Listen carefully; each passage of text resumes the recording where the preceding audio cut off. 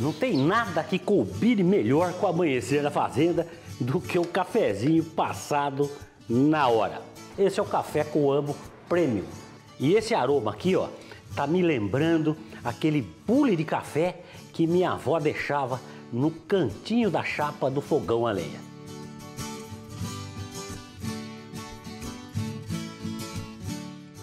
O sabor e o aroma são premium, frutos de grãos selecionados. E vamos lá então, que eu vou fazer mais um programa bem legal para vocês. Olá, amigos aqui do Lembranças com Água na Boca. O que é que nós vamos fazer hoje que nos traz boas lembranças e um conteúdo histórico interessantíssimo, tá? História e história, né? História do prato e a história da minha avó, né? Da minha mãe e por aí afora. Na parte da minha mãe, da minha avó, o que eu lembro é o seguinte, é a fartura que o prato tinha que ter, o rendimento, o quanto fazer um bife à milanesa fazia o prato render. Porque você ia pegar bife, não precisava ser a carne mais macia, porque ele ia ser batido com o martelinho, esse bife abria e ao empanar, um bifinho virava um bifão, que poderia ser comido num sanduíche, que poderia ser transformado num parmigiana e poderia simplesmente ser consumido com arroz e feijão. Mas o importante é que a carne empanada passa a render muito mais. Vocês viram que eu falei o a milanesa e agora eu falei o empanado. A origem portuguesa do nome vem de panado. Panado, meu amigo, é uma coisa feita com pão. Panado, pão panado, o bife panado, o frango panado. Então o que é? São as sobras dos pães, que se fazia muito pão, lógico, você não conseguia guardar toda a farinha, então se fazia muito pão, guardava o pão ficava duro. E aí tinha as migas, os panados, né? A farinha de rosca e por aí afora. Quando a gente fala de um panado é porque a gente tem que pegar um pão e a partir daquele pão fazer um pão triturado com temperos, ervas e coisa do tipo. E aí então passar esse bife ou esse ingrediente no pão e fazer. Mas por que então, se ele é um panado na nossa língua portuguesa, por que a gente vai usar o a milanesa? O fato histórico mais antigo, num livro histórico sobre a cidade de Milão, consta lá que em 1118, durante um jantar numa basílica, foi servido uma costeleta de vitela empanada. E essa é a referência mais antiga da cidade de Milão. Então, acredita-se que a origem a milanesa vem daí da cidade de Milão. Mas tem uma outra corrente que diz que esse é um prato austríaco tradicional. Isso não é diz que, isso realmente é um prato austríaco tradicional, que é o Wiener Schnitzel, ou seja, a vitela a vienense, a moda vienense. E esse prato aí, quem divulgou no mundo, o que conta as histórias, é que quem divulgou no mundo esse prato, essa vitela milanesa, foi o pessoal de Viena. Realmente Viena era uma culinária clássica, uma culinária difundida pela sua nobreza por todos os países do mundo. O importante é que ele chegou à minha mesa, ele chegou como bife à milanesa, ou bife à moda de Milão. Não foi nem com o nome português, que se fosse português seria um panado, ou um bife panado, que também é usado no Brasil, tá? Principalmente nas regiões mais ao sul aqui, os catarinenses, o pessoal do Rio Grande do Sul, tem muito panado, tá? Panado de frango, panado de carne, é usado bastante o termo panado. Panado porque vem do pão. E a gente realmente vai fazer a partir do pão. Nós não vamos fazer a partir da farinha de trigo, nós vamos fazer a partir do pão. Vamos usar bifes de coxão mole, que não é a carne mais macia, e é uma carne que ruga um pouco, então nós vamos precisar do martelinho. Só que a nossa farinha de pão, para fazer o nosso panado, nós vamos bater o panificador e vamos temperar essa farinha enquanto batemos, tá? Tá se preparando para copiar a receita? Não precisa, ó, esse link aqui, ó, clica nele que você recebe a receita aí no seu celular, do jeitinho que ela tá aqui no meu caderno de receita. Nós estamos facilitando tua vida, aproveita. Esse aqui é realmente a milanesa, a moda da minha avó, da minha mãe, da minha família. Então agora eu vou bater o pão, vai fazendo de 2 a 2, para não ter problemas, tá? Ó, é quase que esfarela todo sozinho já. E aí junto eu ponho o alecrim, um pedaço do alho e uma pitadinha de sal. Esqueci o manjericão, né? E o manjericão também. Agora é só bater.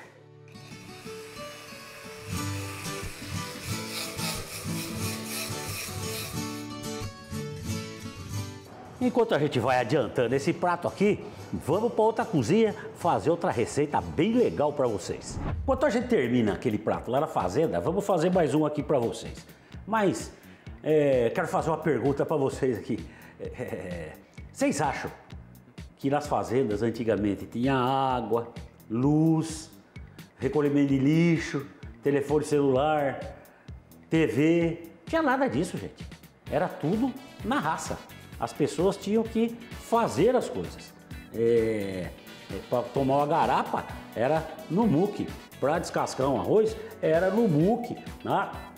Para você ter água na casa, as casas eram construídas mais embaixo, porque você trazia um rego d'água, chegava até a casa, ou uma roda d'água, né, que jogava água na casa, que não podia ser tão alta para a roda poder mandar. A mesma coisa com a luz.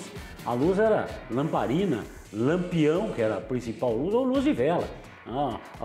A última luz que apagava na casa era a luzinha, né, do fogão a lenha, da brasa do fogão a lenha, que amanhecia levemente aquecido, os tijolos levemente aquecidos, para o fogo pegar mais fácil novamente. Por que eu estou dizendo isso? Porque como é que você fazia para preservar os alimentos? Você matava um boi tinha lá 300, 400 quilos de carne. Você matava um porco, 200 quilos, 150, 200 quilos de carne. Como você guardava isso? O principal sistema para guardar era a salga. E para quem acha que salga é só carne de boi, só tem charque bovino, só carne seca bovina, você nunca comeu bacalhau? Bacalhau é um processo de salga para conservar. E nas vendas das fazendas tinha caixa de bacalhau salgado, de peixe salgado para comprar e levar para a fazenda. Quando você matava um porco, aquela fartura de carne, uma boa quantidade da carne do porco era frita, né, para fazer carne de lata.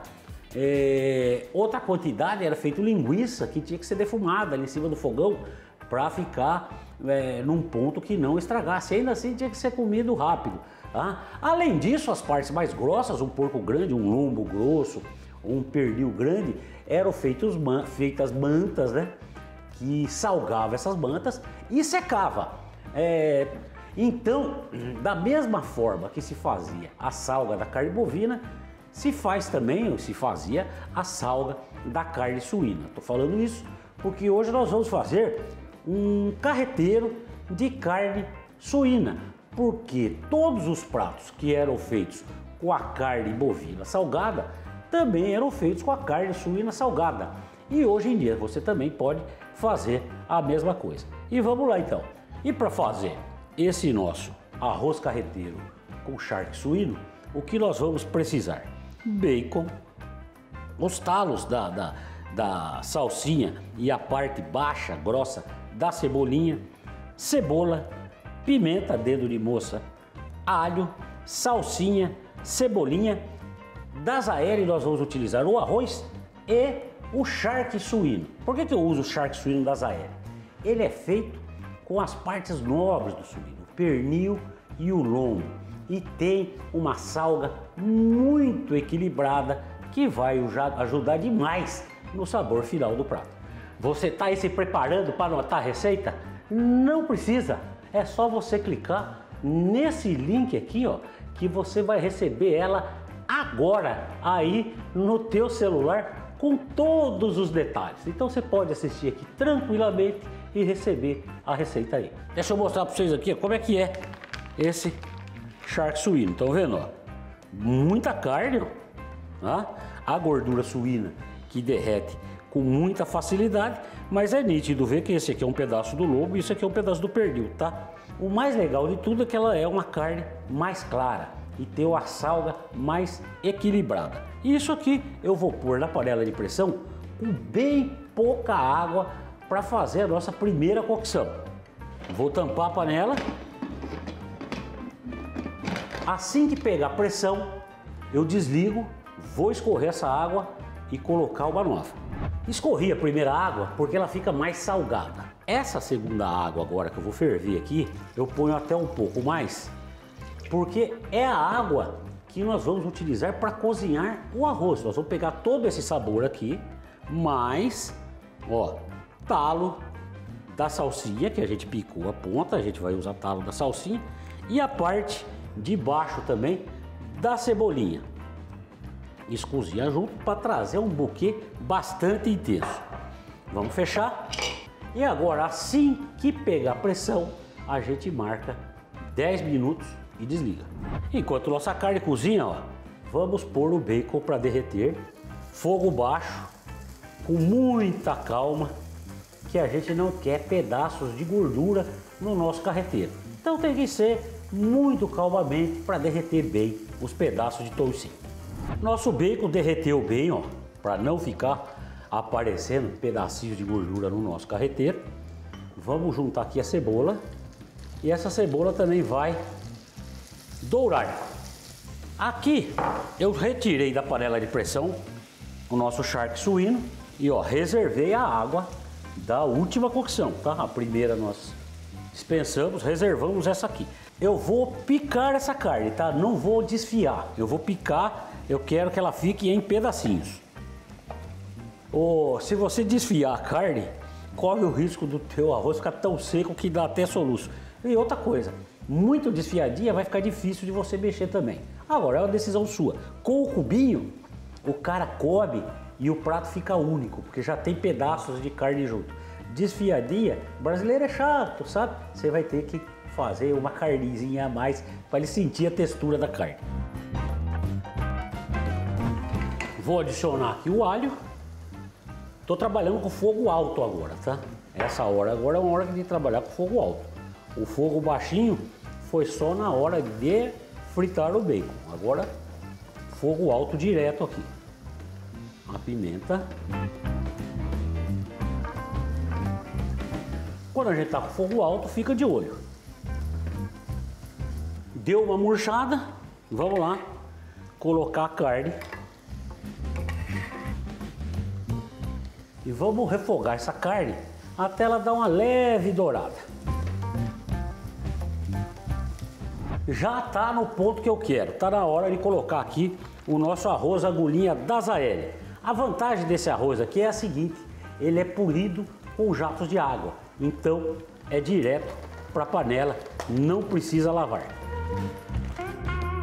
Vou dar uma refogada no arroz, uma mexida rápida, tá? Para ele ficar envolto com a gordura da carne e do bacon.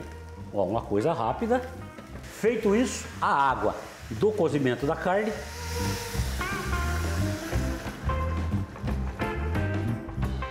Só aguardar ferver. Ó. Ferveu, abaixa o fogo e cozinha com a panela semi-aberta. Bem cozidinho, gente, ó, que beleza. Só falta a cebolinha e a salsinha. Vou pôr aqui, deixa um pouquinho para jogar em cima, ó, que essa aqui eu vou mexer sempre na última hora, tá? A salsinha e a cebolinha, ó, fumegante, hein? Que espetáculo!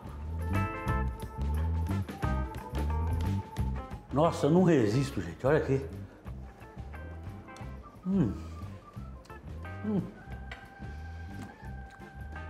Que delícia! Muito gostoso mesmo e lindo para servir, não é verdade? Carreteiro com charque suíno, um prato realmente maravilhoso. E agora nós vamos para o comercial e já a gente volta com o momento com sabor de coamo. No nosso momento com sabor de coamo de hoje, nós vamos fazer uns cubos de peixe para aperitivo. E para fazer essa nossa receita, nós vamos utilizar a nossa farinha de trigo coamo tradicional e a nossa margarina coamo premium. Além disso, cubos de peixe, fubá, páprica picante, mel, lemon pepper, limão, sal e pimenta. Você quer receber essa receita com todos os ingredientes e instruções? É só você clicar nesse link aqui ou na descrição do vídeo no YouTube. Começamos então temperando o nosso peixe. Vou colocar aqui no peixe sal, o mel e o limão. Agora é só misturar muito bem e deixar marinar por 15 minutos. Enquanto o nosso peixe marina, eu vou aproveitar e temperar nossa farinha com o lemon pepper, com o fubá, a páprica picante e sal. E misturar muito bem. Nosso peixe marinou, olha só que legal que ele ficou, né? Agora eu vou passar ele para a farinha, nossa farinha temperada, e vou envolver muito bem todos eles e deixar descansar até ele dar uma boa transpirada. Enquanto o nosso peixe marina, a gente vai aquecer a nossa margarina coamo premium, que tem um incrível sabor e buquê de manteiga. Olha só, nosso peixe já deu uma boa transpirada. Eu vou misturar novamente e vou peneirar os excessos antes de eu levar para dourar na nossa margarina. Nossa margarina já está a 140 graus. Vamos colocar os cubinhos para dourar. Eu estou fazendo uma fritura rasa, então eu coloco e com um garfo vou ter que virar todos eles. Cubinhos de peixe com uma cor linda, crocantes e maravilhosos. E se a receita é de dar água na boca, é momento com sabor de coamo. E vamos voltar lá para terminar aquela outra receita. Tá aqui então nossa farinha já batida, aromatizada com alecrim, manjericão, alho e uma pitadinha de sal, tá? Feita a partir de pão amanhecido, não torrado, tá? Agora a nossa carne, bife de coxão mole, gordura empanada, gente, é muito ruim. Então essa beiradinha aqui, ó, que seria a capa do coxão mole, a gente tira fora. Isso aqui a gente guarda para fazer esquinha, para fazer hambúrguer. Isso aqui você guarda para outra utilização. E aí o nosso bife é o seguinte, martelinho, é um bife grande, mas naquele tempo um bife desse não dava para uma pessoa. O cara chegava em casa, comia 2 ou 3 desses. Mas a milanesa, ele já comeria vários. Então, a gente bate, que ele não pode entortar, tá? Se você não bater, ele pode entortar, tá? E dessa maneira, ele fica muito mais macio, principalmente se o cara for comer o bife à milanesa no sanduíche. Então tem que bater. Dos dois lados.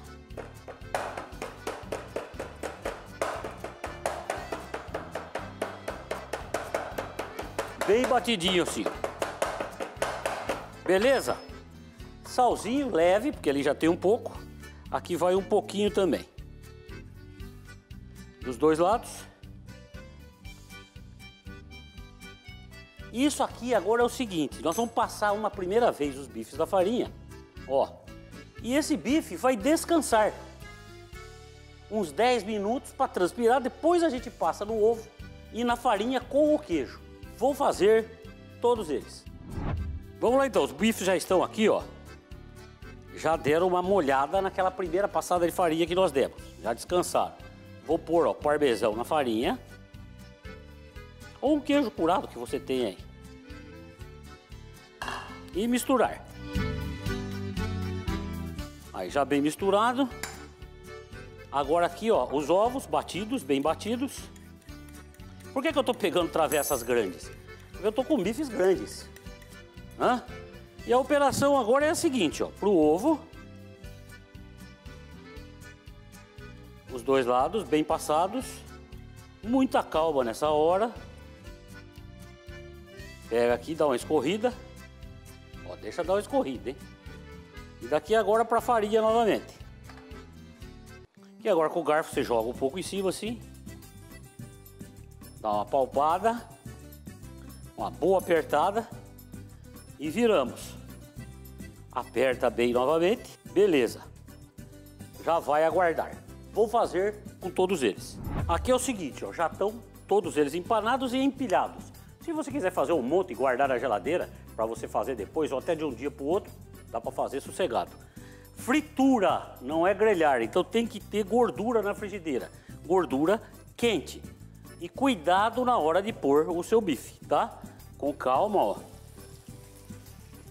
Põe, e aí eu vou dar um tempo para ele dourar um lado, viro, douro o outro lado e vou tirando aqui no nosso papel, tá? No caso, a carne está batida, a farinha de pão, tá? Não tem farinha de trigo, se ficar fritando, é farinha de pão que já é cozida. A gente não precisa deixar tempo demais. Assim que dourar, ó, você já vira. Acabamento legal dos dois lados. Quando você levantar ele aqui, deixa ele escorrer um pouco aqui em pé. Enquanto isso a frigideira esquenta novamente, tá? Ó.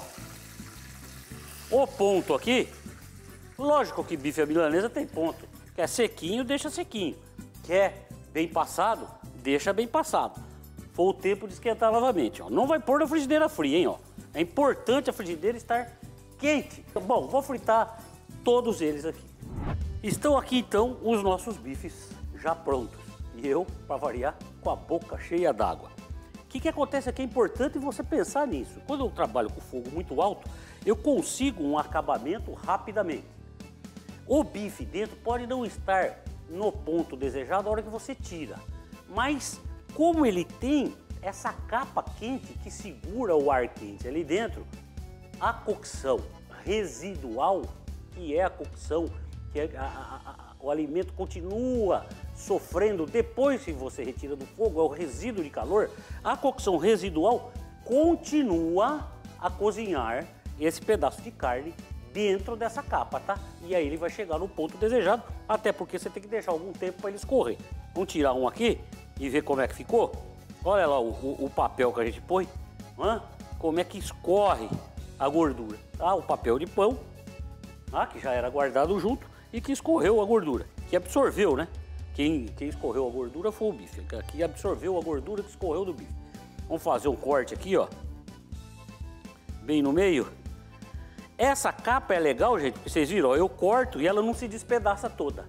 E olha aí, o bife frito aí, 1 minuto no máximo de cada lado, no ponto corretíssimo para a gente consumir.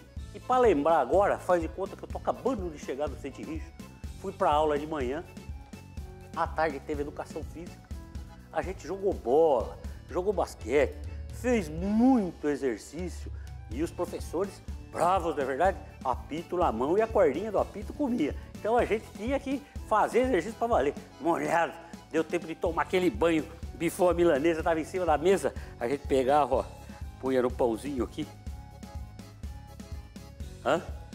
fechava. E isso aqui, 2 ou 3 desses, é que eram a janta que saciava aquela fome enorme. Filho bonito, né? Tem um monte de pai. Então, Portugal, que é a autoria, a Itália, que é a autoria, e a Áustria, que é a autoria. Porque realmente é sensacional. O importante é que chegou até nós. E hoje eu fiz a clássica da minha avó para vocês. Porque o que a gente quer é que você coma bem e beba bem, para ser muito mais feliz aqui no Lembranças com Água na Boca.